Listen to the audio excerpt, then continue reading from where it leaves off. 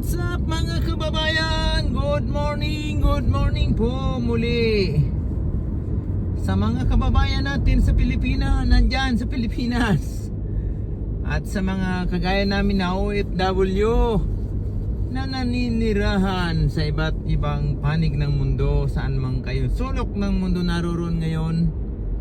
Hello sa inyo mga kababayan, magandang araw, happy weekend. Ito na, Biyernes na naman mga kababayan.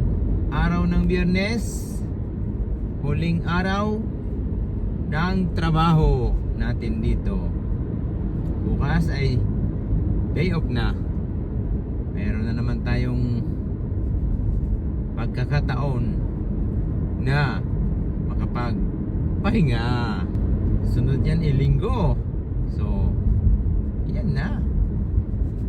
At pagkatapos ng Linggo, anong kasunod? Trabaho ulit yan. Siyempre, Lunes na naman. Ganun lang ang buhay natin dito. Umiikot ang ano natin, pang araw-araw na rotation. Trabaho. Pag aabang-abang ng Sabado, Linggo, dahil yun ang pahinga. Kung minsan Sabado meron pa may pasok pa. Kung minsan naman wala. Swerte ngayong Linggo walang Sabado. Kaya 2 araw tayo magpapahinga nito, magre-relax. Siyempre, bago tayo mag-relax, unahin natin siyempre si God, yung sa taas muna, bago tayo mag-relax. Siyempre, hindi natin magagawa yan kung hindi dahil sa mga biyayang bigay sa atin ni God.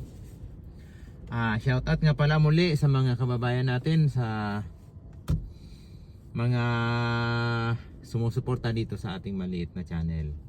Shout out sa inyo mga kababayan. Palagi lang tayo mag-iingat. Ingatan ang kalusugan para sa magandang kinabukasan. Okay, yun lamang po ang ating vlog ngayong araw. Ito ang gawain ko kasi tuwing umaga mga kababayan, naghahatid ng bata. Pagkatapos maghatid, edi magpapahinga dahil panggabi at trabaho. Tapos nyan, kain muna ng mani para hindi antukin. Magtrabaho mga kababayan panggabi. Okay mga kababayan, salamat po muli sa panonood o pagsama nyo sa aking maliit na vlog ngayong araw.